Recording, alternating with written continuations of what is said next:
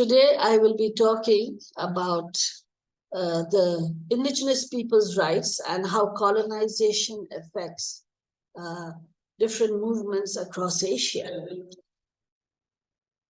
Actually, I will be concentrating on Bangladesh. That's the country I come from. And that's where I live, where I stay, and I work. And I work with mainly rural populations and the most marginalized and the most excluded populations in the country, of which a large portion are the indigenous communities. Now, Bangladesh has about 70 or more indigenous communities. The government recognizes 50 who are registered as being indigenous, though the government does not accept or recognize the term indigenous. They are called small ethnic minorities. There are many various reasons for doing this so. I think mainly because it's a way of creating the other. When you have majoritarianism at the level that we have in Bangladesh, it's very easy to put in marginalized communities as the other. Now, in Bangladesh, the indigenous communities are very varied. They have their own languages, their cultures, their mode of production, their systems of their cultures and their livelihoods. Everything is very integral to their own community, and each one is very separate. Though Bangladesh has recognized that people from different indigenous, or as they call ethnic groups, may differ, they are allowed to have the primary education in their own languages, in a few of the own languages, not all. But that doesn't happen in practice because in most cases, the excuse given is that there are not enough teachers. So there are new young children who are going to school and who are not learning their mother tongue and are being forced to fall into the mainstream Bengali culture.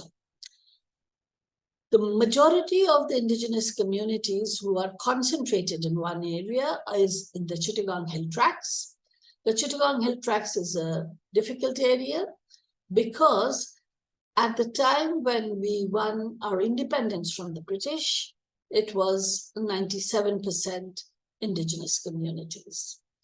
There are 13 separate indigenous groups over there. In 73, it was about 95% of the population.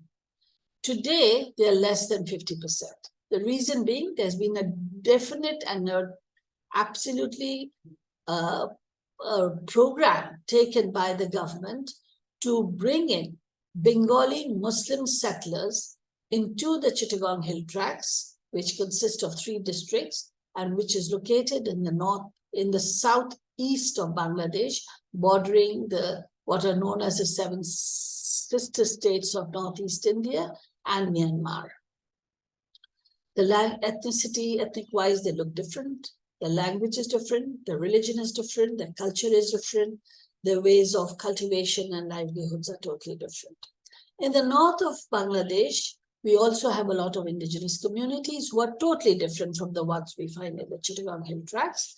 And they also have their own language, their own culture, their means of livelihoods, and the means of sustaining themselves. Now, we have seen over the years that in Bangladesh, the number of not just indigenous communities, but even religious communities are declining. From 72, after Bangladesh won its liberation war and was liberated, when there was over 20% non-Muslims and about 14-15% non-Bengalis, we have now reached a stage where there is less than 8% non-Muslims in this country. So this is just to show you or explain that there is a strong sense of majoritarianism entering into our country.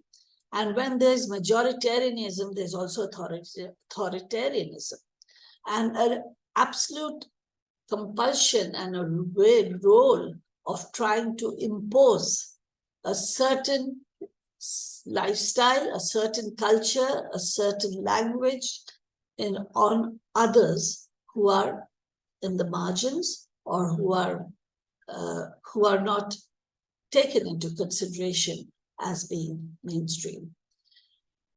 Most importantly, for the indigenous communities, the effect of colonization and what is now happening is the new liberal economy is the taking over and control of land and resources, all natural resources, whether it may be forests, maybe it's water resources, and definitely land.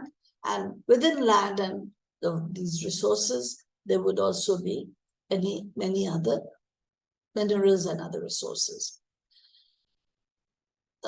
It is very easy because in indigenous communities, there was no attempt or attempt because it was not part of their culture to have land registered in the person's name. It was communal, and the community would cultivate the land and decide how they would grow and how they would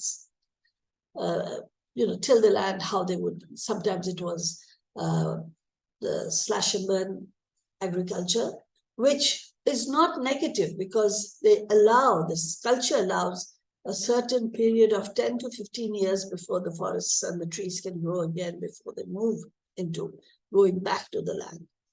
So what is happening is taking control of the land, and taking control of the land not just for agriculture, taking control of the land for business, for industry, and for forestry, for growing forest products which are not beneficial for the environment and the ecology.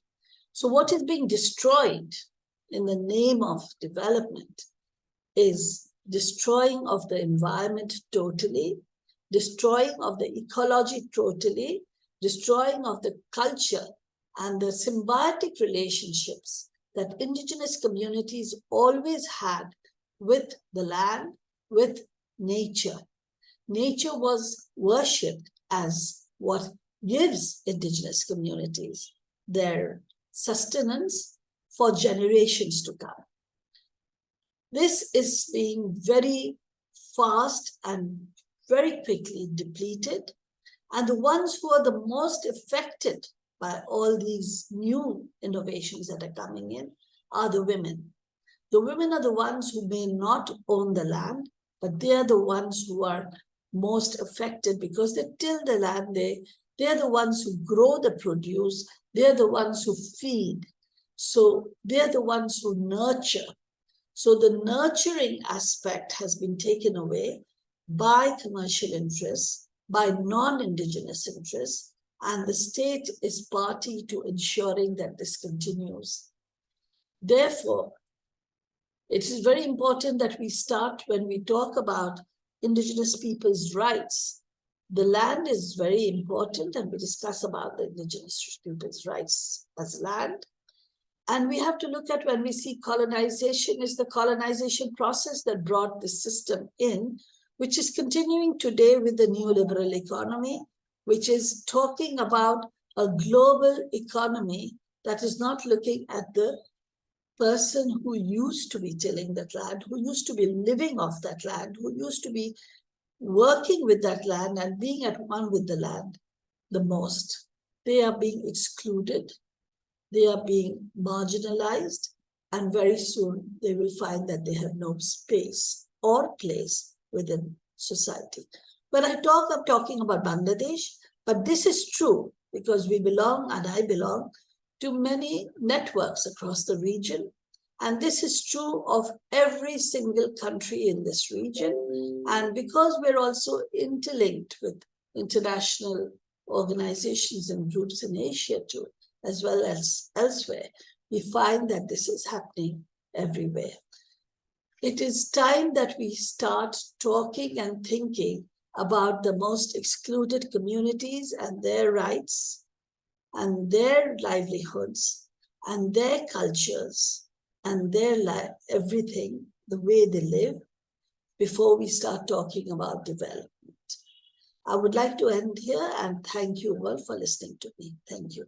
مرحبا، يعطيكم العافية، تحياتي للجميع. أنا خويره من فلسطين.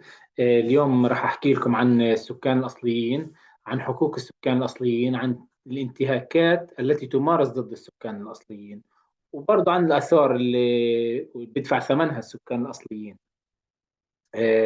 هلا لما بدنا نحكي عن السكان الأصليين، بدنا نعرف مين هم السكان الأصليين، من وين أجى هذا المصطلح، قد ايه عددهم السكان الأصليين بالعالم. هلا السكان الأصليين نقدر احنا نحكي عنهم، نعتبرهم مجموعة من البشر عاشوا في منطقة جغرافية محددة من العالم، مارسوا فيها حياتهم، طقوسهم، عاداتهم، تقاليدهم، سلطتهم وإلى آخره، حتى جاء مستعمر. هذا المستعمر استعمر أرضهم، استعمر، سيطر على مفاصل الحياة عندهم، وعزلهم عن واقعهم، عن أرضهم، في مناطق نائية محددة، في بقعة جغرافية محددة من موطنهم وإلى ذلك. هلأ هذا المستعمر مارس بحقهم انتهاكات عديدة: القمع، تنكيل، تحديد حرية حركة، وإلى آخره، مصادرة حقهم في تقرير المصير، في تقرير الحياة، في تحديد الهوية، ممارسة عاداتهم وتقاليدهم وإلى آخره. هلأ بدنا نحكي مثلا عن السكان الأصليين، عددهم في العالم. قد إيه ممكن يكون عددهم في العالم السكان الأصليين؟ السكان الأصليين حوالي 370 مليون نسمة، يعني بيمثلوا 5% من سكان العالم، مش عدد بسيط طبعا هذا. هلا السكان الأصليين هدول نتيجة ممارسات المستعمر ضدهم واللا إنسانية واللا أخلاقية، دفعوا ثمن، ترتب عليه آثار، دفعوا ثمن من حياتهم، من حياتهم اليومية ومن مستقبلهم وإلى آخره. الآثار مثلا تأثروا كثير مثلا في عاداتهم وتقاليدهم، تأثروا في النظام التعليمي، تأثروا في اللغة، تأثروا كثير أشياء من الممارسات العنصرية التي تمارس ضدهم. على سبيل المثال، من الدول التي استعمرت مناطق السكان الأصليين في أفريقيا، في آسيا، في أمريكا، في فلسطين، في البرازيل وإلى آخره، في تونس، الجزائر، الاحتلال الفرنسي وإلى آخره. مارسوا ضدهم العنصرية، وخاصة البيض ضد السود، وكانوا يعاملوهم بطريقة لا أخلاقية وطريقة لا إنسانية. استعباد كان، يعني بمعنى أو بآخر كان استعباد لهم. كان يعني بطريقة لا إنسانية ولا أخلاقية. هلا كيف أثر هذا الاستعمار؟ لو بدنا نحكي عن الآثار اللي أثرها على السكان الأصليين، أثر بطريقة مباشرة على اللغة عندهم. اللغة، احنا مثل ما بنعرف كل شعوب العالم لديها لغات خاصة بهم، يتواصلون بها داخليا بين بعض ومع الدول العالم الأخرى. هلا الاحتلال، مجرد وجود الاستعمار في مناطق السكان الأصليين، فهو يفرض عليهم نظامه الاقتصادي، نظامه التعليمي، نظامه اليومي الحياتي وإلى آخره.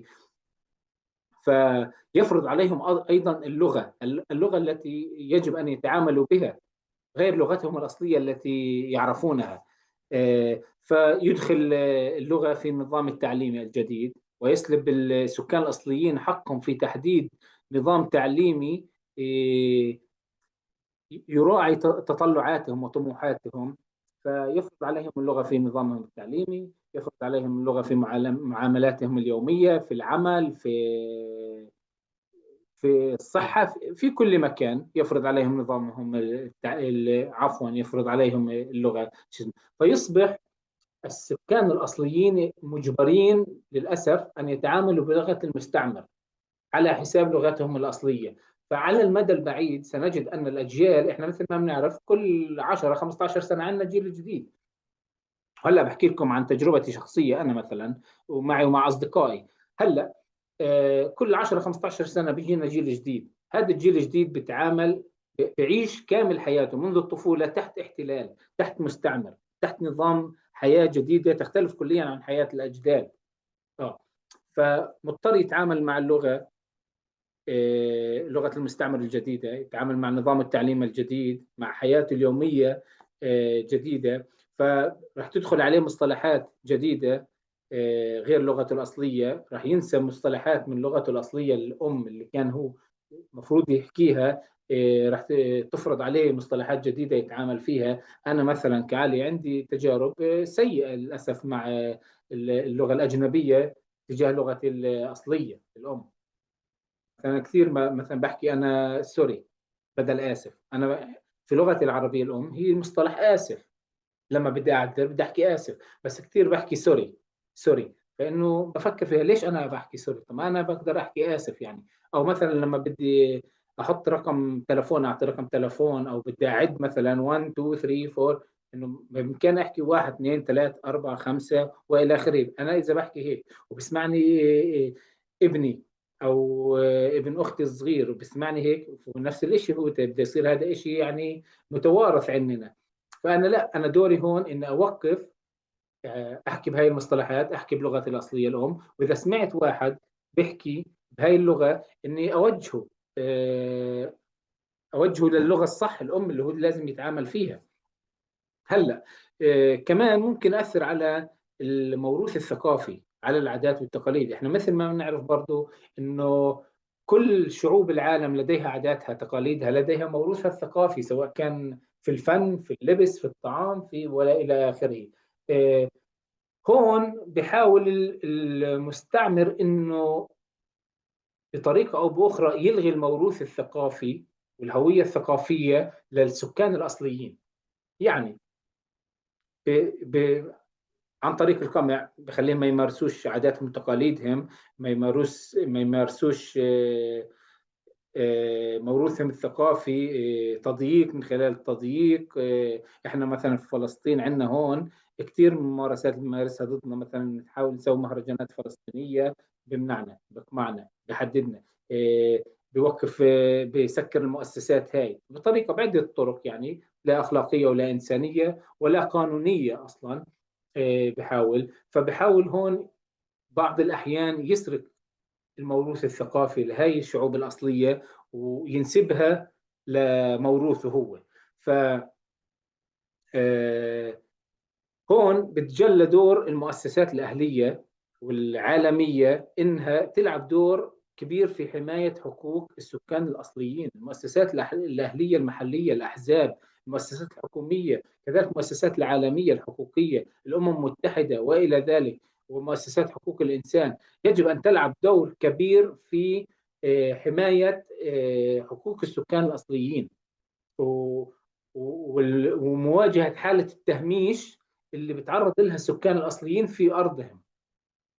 آه، واحنا مثل ما بنعرف الامم المتحده وغيرها من المنظمات هي يعني اللي مؤسسها دول الاستكبار، دول الاستعمار في امريكا والمانيا وفرنسا والى اخره. فهي ما راح تخرج، هي تدعي الديمقراطيه، تدعي الحقوق، انها بتقدم للشعوب المضطهده حقوقها والى اخره، ولكن كل ذلك يجب ان يتناسب مع مصالح الدول الاستعماريه. بتمنى ما أكون طولت عليكم، وشكرا لكم. ناخذ فرصة إنه الجميع يحكي، نتناقش، نتبادل الآراء، وشكرا لكم.